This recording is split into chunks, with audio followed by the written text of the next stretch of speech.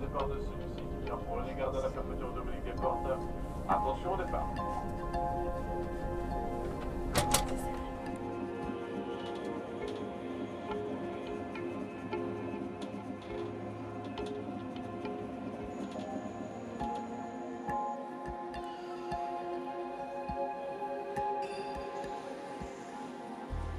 Il y a 15 ans, soit la moitié de ma vie, je suis partie vivre aux États-Unis par le biais d'une association, AFS. Je suis restée 1 an dans une famille d'accueil à Boston où j'ai pu vivre une expérience pleine de nouveautés.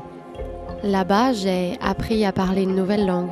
J'ai habité chez une famille que je ne connaissais pas en arrivant, lié des liens d'amitié très forts, découvert de nouvelles choses comme le hockey sur gazon ou les whoopie pies. J'ai assisté sur place à l'élection présidentielle du premier homme noir des États-Unis d'Amérique et bien sûr, je suis devenue la plus grande fan française des Red Sox, l'équipe de baseball de Boston. Me voilà, 15 ans plus tard, à refaire ce trajet pour y retourner quelques semaines. Quand je suis arrivée là-bas pour la première fois, j'ai rencontré une famille merveilleuse qui a toujours beaucoup d'importance dans ma vie aujourd'hui. Dans cette famille, il y a donc les parents, Geof et Pat, et leurs 2 enfants, Nate qui a 33 ans et Marina 30 ans. Tous les 4 ont beaucoup contribué à me faire passer une année incroyable, de par leur patience, bienveillance et générosité. Ce qui a fait de moi, je crois, une personne meilleure et plus heureuse. Des projets personnels relativement récents m'ont donné envie de parler davantage avec mes proches, de poser des questions pour mieux comprendre certaines choses. Mon frère américain, Nate, est porteur de trisomie 21. À 33 ans donc, et comme depuis de nombreuses années déjà, il est indépendant. Il a son appart, ses potes, sa copine, son travail, et il mène une vie dans laquelle il se sent heureux. Alors j'ai voulu en apprendre un peu plus sur la trisomie 21. D'où ça vient? Qu'est-ce que c'est plus précisément? Est-ce que toutes les personnes porteuses de trisomie sont aussi autonomes que Nate? Je souhaitais en parler avec eux, les écouter et partager leur histoire que je trouve très belle. Quand ce projet a fait apparition dans ma tête, je leur en ai parlé. J'ai demandé à Nate s'il accepterait que je fasse un documentaire qui parlerait de lui, de sa vie, et de la trisomie 21 de manière plus générale.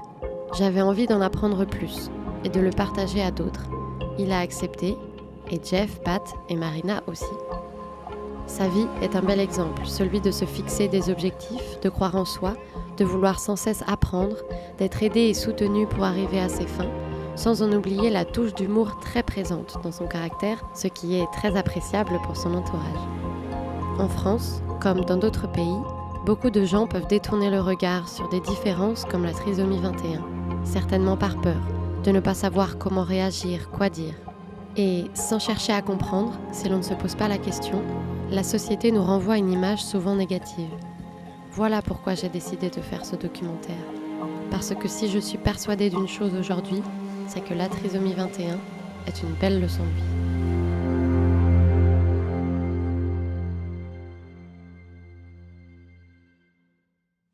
You could answer that one. Want that one? Okay.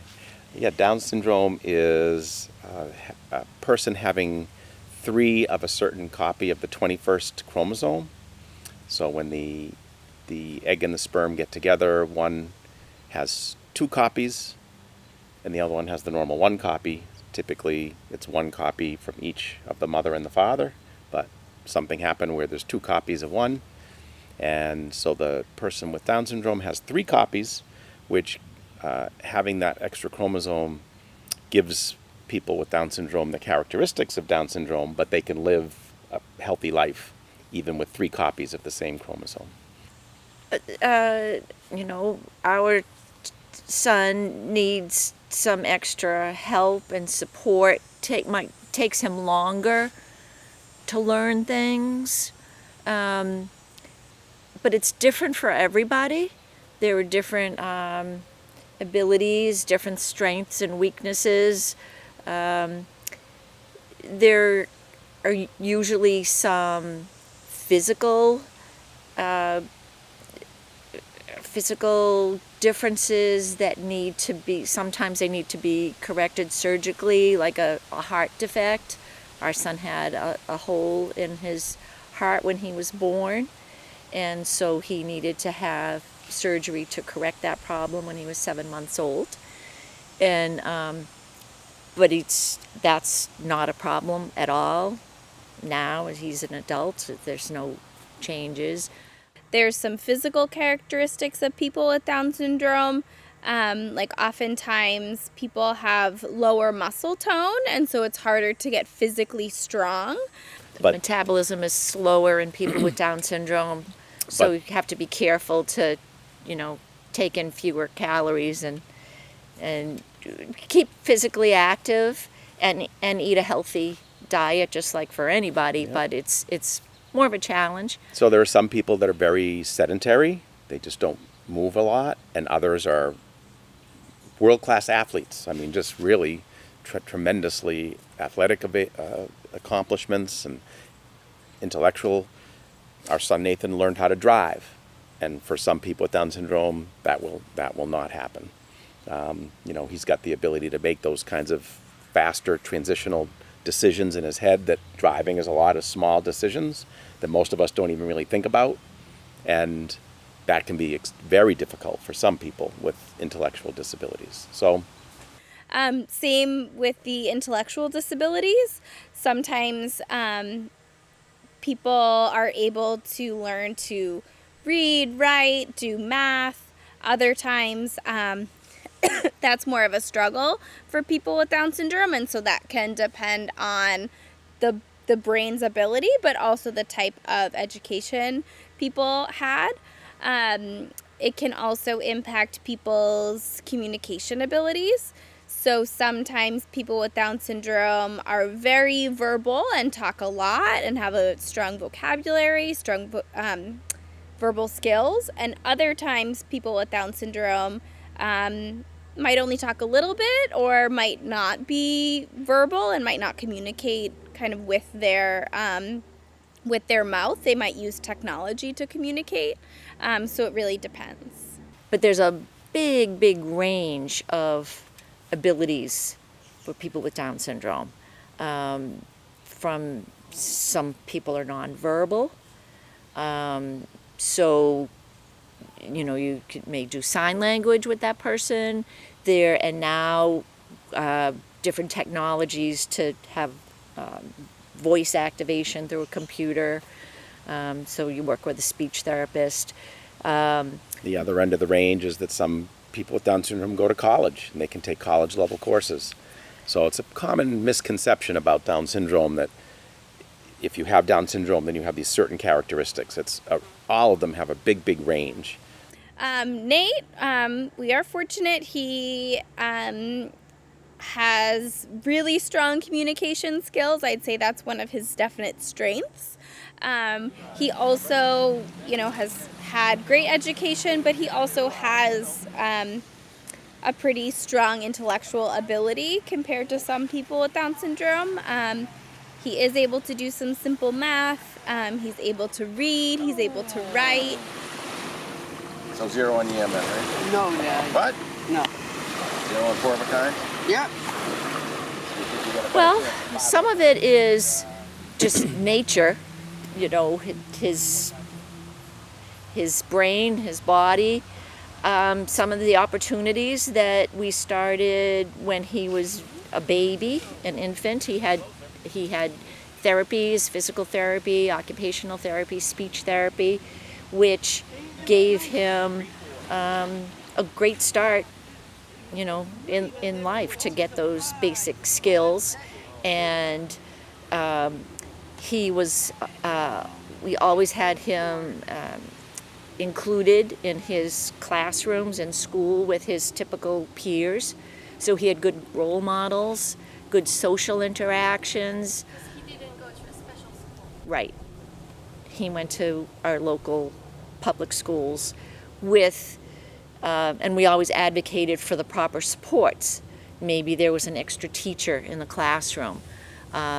Maybe it was more hands-on learning.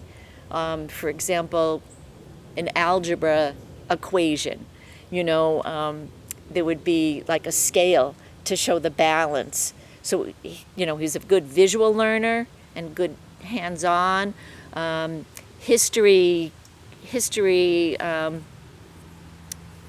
facts, we would, he would study something like about the American Revolution, for example, and we would go to Boston and we would see the sites where those things happened. Different science things. We'd go to the Museum of Science. We would, do hands-on experiments. So we were fortunate to have the time and the financial resources to be able to expose him to so many different things in the world. Another difference too, I think, is expectations that we had, that teachers had, that people in town and the community have. You set high goals. Mm-hmm. Maybe you meet them, maybe you don't, but if you never set the goal, you'll never try. So, some people would never consider driving school or wrestling on the wrestling team at the high school or, living away at a school where he went after high school. Just because teachers... Or you're protective, you don't want your child to be hurt or, you're kind of afraid of what other people might think and about being bullied. But you have to, we felt it was important to take those risks to give him as many opportunities as we could. We were willing to give things a try, demonstrate first, like he lives in the city, he rides public transportation, he rides the trains, he knows the schedules, he knows the directions of the trains most of the time, but so there's a trust there where using his technology has been a huge advantage. So he's very good at technology and his cell phone and using a map and his schedule and his calendar and things like that. So we knew that those were the building blocks for him to become more independent. So you try little steps first. You try going together on the train, see how it works, how to get into the train station, how to pick which train to get on. And many, many times. Yeah. And the school a lot of practice. The school where he went also did that type of training. So there are, so all those experiences, as well as his biology, are able to allow him to do some things that perhaps other people with Down syndrome haven't done. Your ear squirrel? You speak French. You really do speak French. Les yeux et l'oreille de la carotte. The eyes and the ears of the squirrel? Ouais, Yes. Merde. That's your French? That's your French word that you know? That's the one?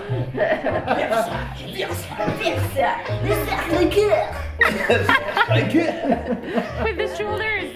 I'm a speech and language pathologist that works specifically with 11 to 14-year-olds to improve their communication skills. And a big part of my job is actually working with kids that have intellectual disabilities like Down syndrome or other disabilities that are similar. And he absolutely influenced me to do that job.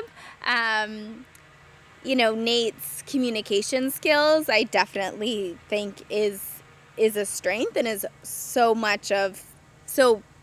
such a part of why he is so independent, is that he can talk to people, and all different people, and people he's never met before, which isn't always common for people with disabilities, that maybe they can communicate well, like with their family or their friends or their teachers or their support staff, but not strangers. And so I think that's what let Nate have a full-time job. I think, if he's has a question in a store when he's out in the community, he's able to talk to someone to find what he needs, or, if his card isn't working, he's able to problem solve, which I think is what makes him so independent. And I think that all goes back to his communication. So I decided that I wanted to make my career out of helping other people learn those communication skills so they could also hopefully be as independent as he is. Pour résumer, la trisomie 21, c'est une différence du nombre de chromosomes dans le corps humain. Pour la majorité des gens, le corps comporte 46 chromosomes qui transportent les gènes et donc les caractéristiques que nous héritons de nos parents. Les chromosomes sont regroupés par paires. Une personne ordinaire possède 23 paires de 2 chromosomes et les personnes porteuses de trisomie ont un chromosome en plus dans la paire numéro 21. Chacune d'entre elles a son propre caractère, ses propres capacités et difficultés. Certaines personnes vont être capables de lire, parler, travailler, alors que pour d'autres, cela sera plus difficile. Ça va dépendre à la fois de la nature et de l'éducation. Et enfin, la trisomie 21, ce sont des caractéristiques physiques particulières. C'est un métabolisme plus lent, ce qui demande donc une vie saine et active. When we first had Nathan, when he was just probably a couple days old, we didn't know anything really about it other than things you might have heard or learned in school that were out of date. Geof went to his college biology book and looked up Down syndrome, and it said that the average life expectancy of a person with Down syndrome was 16 years old. So that was very out of date information even 33 years ago. So I just started crying, but then we said, well, that's not gonna be us. That's not gonna be our son. And then we learned more, and we learned that was already out of date information. And now I don't even pay attention to what that life expectancy is, but it's, I think, somewhere in the 60s. So It's a good example of society having certain expectations. So Yeah. it's fairly common for people with Down syndrome to have heart problems, but they didn't used to fix them because they didn't think it was worth the resources. As soon as I got married and I went to the doctor, my doctor asked me if I wanted to have kids someday, and I said yes. And they immediately, because of Nate, recommended that I get a lot of genetic testing, to see if I might have a child with a disability or Down syndrome or something. But I don't think if I knew I was going to have a baby with Down syndrome that I wouldn't do anything differently. So I'm completely, pro-choice, and if a person never wanted to be pregnant and they found out that they had Down syndrome but they never wanted to be pregnant and they were going to get an abortion anyways, that's fine. It makes me sad if a person would have an abortion just because their baby will have Down syndrome. But again, it's their choice. And I think a lot of that is the messaging around Down syndrome and how it's a really negative thing. People will never be independent. That's kind of still what's talked about by doctors.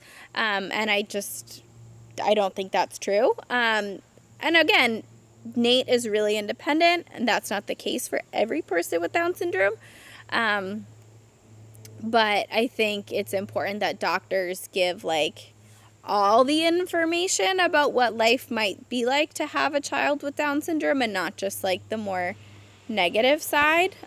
So just having accurate and complete information is important. Are you gonna serve?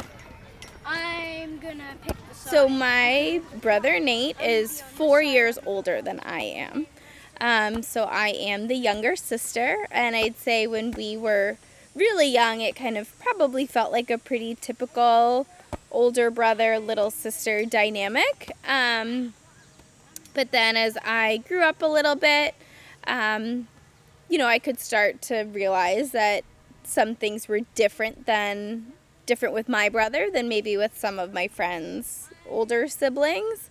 He would really want to play with me and my friends. He didn't have quite as many play dates with other kids.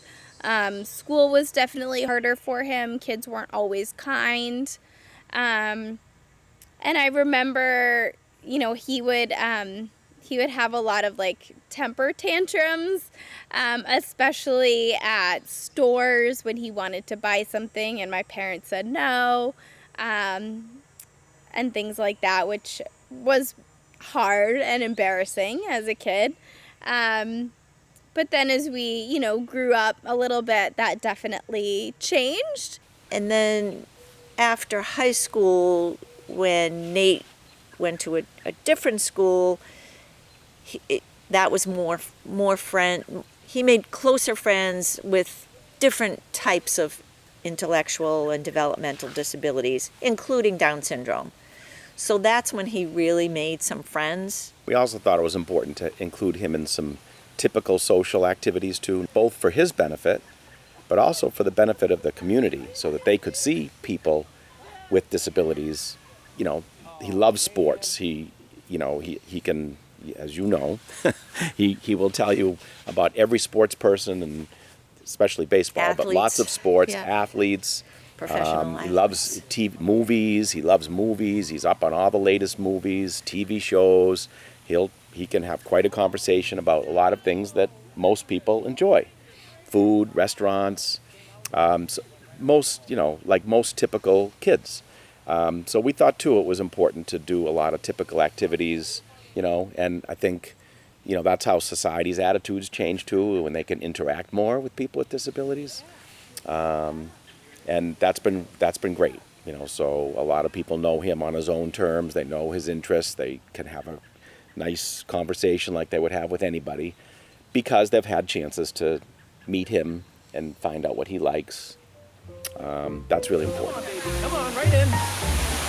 Oh, man, Rob. Not over yet.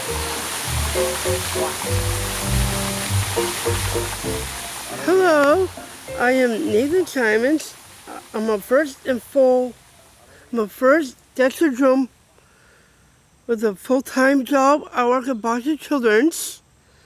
I live currently now in Brookline, Massachusetts on my own. I have my own apartment. I love the independence. I love being my own, which my parents are not hounding me, which I kind of like. I can go bed whatever time I want, but except on the weekdays, I have to go bed by 10 for the work days that I work. Okay. On the weekends, like Friday, I can go I can go bed at 11 or 12. He lives in his own apartment in the city, and he gets around on public transportation. He does his own shopping. He does his own cooking with a special meal delivery program that we found. So it's a simple kind of cooking system, which is a big help. He does his laundry. He takes care of his apartment with a little help from some. Usually, sometimes Mom comes in and do a very deep cleaning, which I don't do that. Why not? I just don't. I like doing it. I help him schedule medical appointments. He's not really comfortable a lot of times talking on the telephone. He has very good speech, but on the phone he gets a little, I think, anxious, and maybe it's not as clear on the telephone as it is in person. So I do schedule his any kind of medical or dental appointments, but he goes to those appointments on his own. Well, Dad helps me with my finances, but now I keep track of it. I'm my own man, so I keep track of my own finances. I pay my rent on time. He gets himself to his own sports, whether it's going to a Red Sox game, he will get there by himself, or his Special Olympics activities, he goes on his own.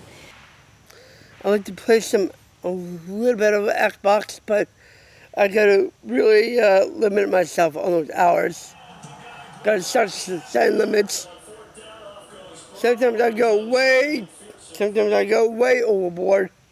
Oopsie. Yeah, but it's okay.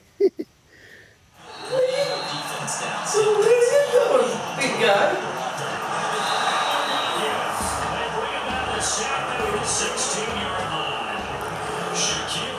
So I did have a former roommate named Zach. I know him since I was at Cape Cod. Since I was living on Cape Cod. 2 years ago. No, I don't know if it was 2 years ago. I don't know when I started down there, but it's probably pretty a while ago. So I got to know him there. Then he moved to Brookline, and he was a young man. I don't know what disability he had, but he was looking for a roommate. And my mom was in contact with their family. And I did actually live with my parents first. Then, like, hey, this guy's looking for a roommate. So that's where I've been since 2012. He is getting married to his longtime girlfriend. And I'm going to his wedding the end of this month. All my years that I know him, I'm so surprised that he's getting married.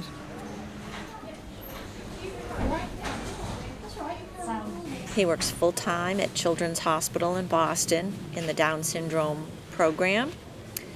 So part of his job is meeting with the families of young children.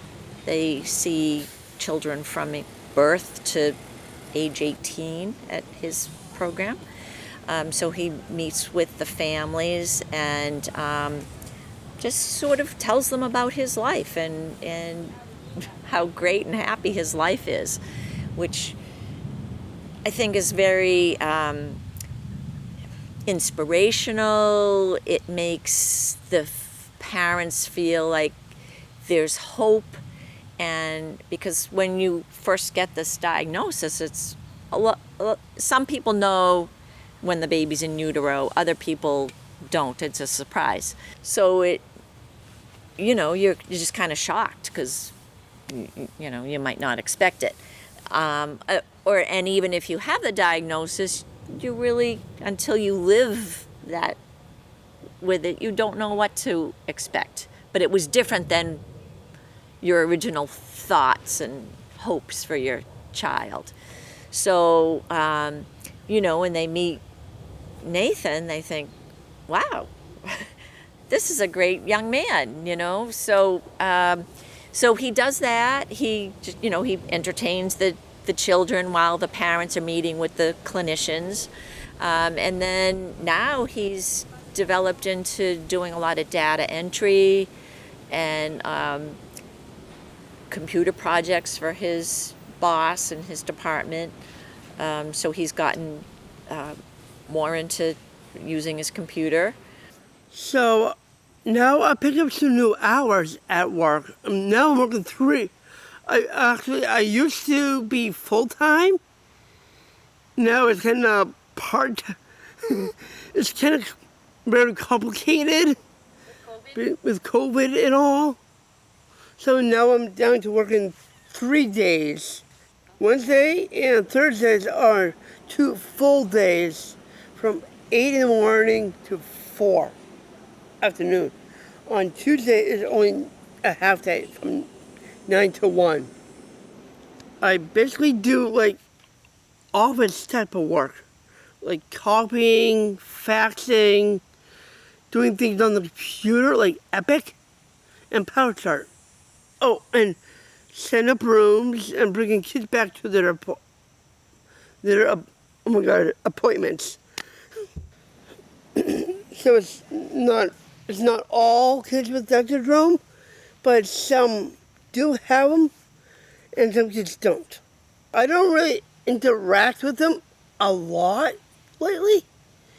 It's good, but I miss playing with the kids.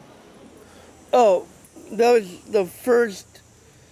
I was the first one to get the first Down syndrome employee to get work full time. He's 40 hours a week. He makes full time. He has benefits, health insurance, just like a typical worker. So he has his own spending money to do what he likes. So we help him with the budgeting a little bit. Just just what's too much on this, or set some limits. But we make suggestions, and he's pretty good about following them. So he's quite independent. You're proud? Very. Oh, yes. I don't think we ever could have imagined how happy, successful, independent that he would be. I mean, that's your hope, but you don't know. You don't know when they're little, and there's a lot of anxiety and stress, but it's. And he's a happy person, which we feel comfortable with, and he makes other people happy. His happiness is infectious.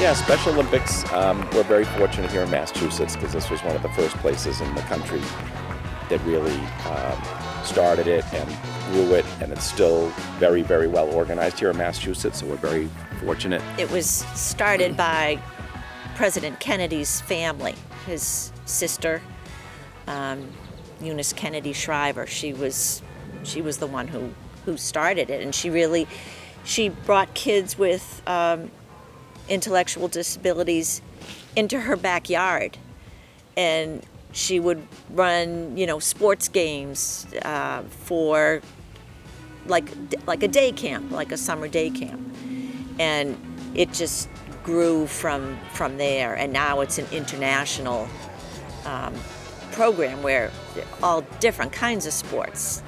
So they practice once or twice a week. They have games, competitions against other teams. He lives in Brookline, Massachusetts, so that's who organizes his team. Then in Brookline is called Brookline Recreation.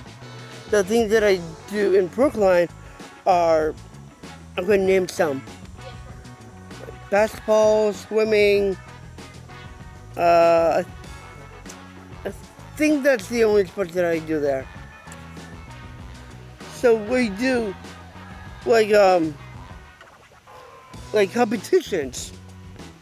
So one year we had played at Gillette, like on the field. Oh my God, that is like so fun. People are all there saying, "Oh look, there's Tom Brady. Oh look, there's Gronk." Me and Dad have been to Special Olympics for 12 years now. It's good. It's really good. So it's very, very well run, very organized. The coaches get good training. Lots of volunteers. Yep, it's real sports with real rules, and you really learn, and athletes take it pretty seriously. So like most people who enjoy competitive sports. And it's a great community too. So we've known a lot of families that have gone to swim meets over the years, and you watch the swim meet with these other families. You cheer for the other athletes, and you kind of hang out with the other families. So it's been a great addition to his life. We've gotten pretty involved with it. Yep. So it's both social and physical. Just a nice part of his life.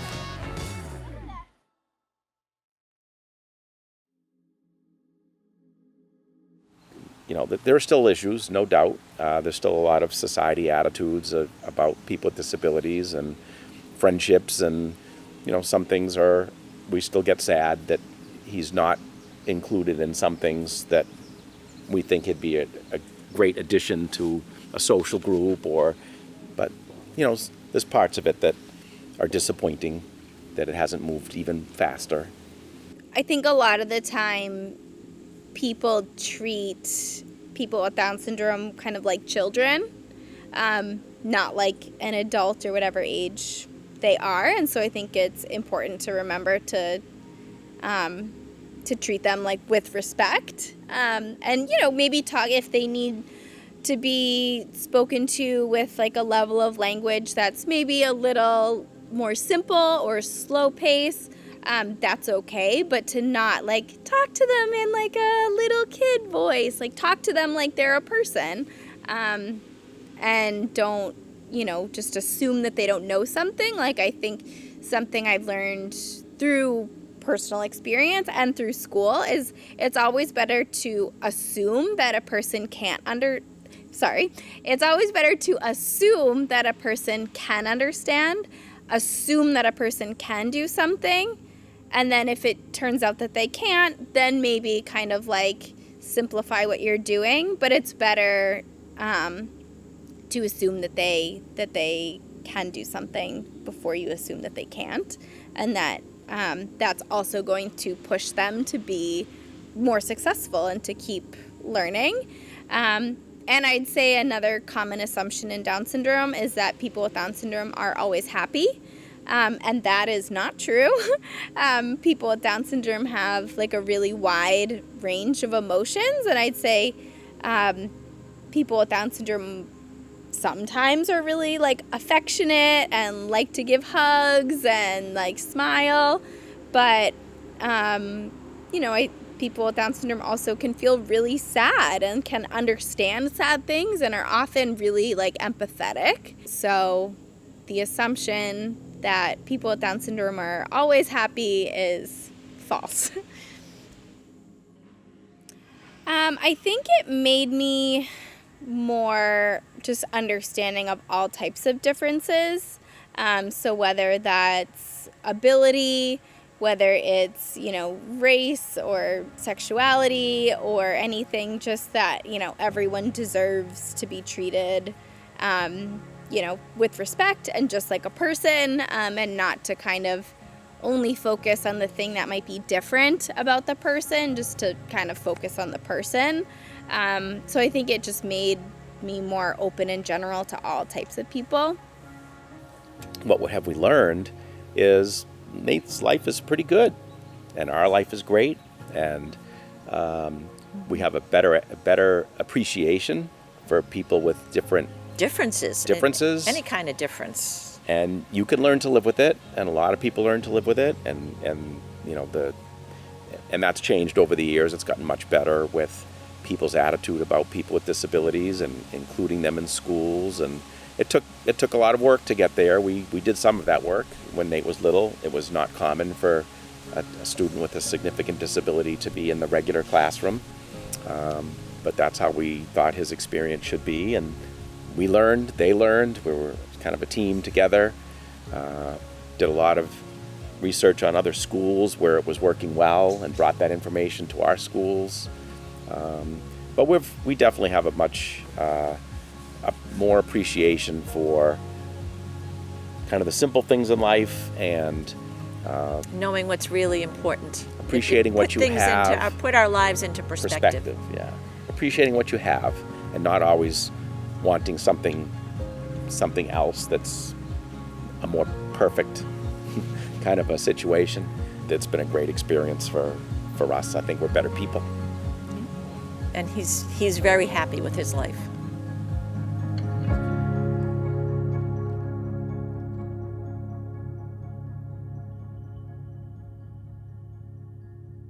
Merci de nous avoir regardés, lus ou écoutés.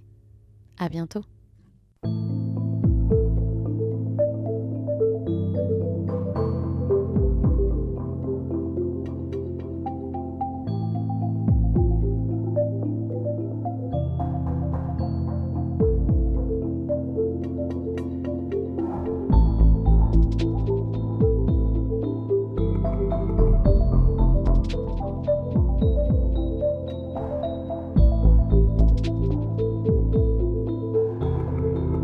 After this, I think I deserve a little I'm kidding.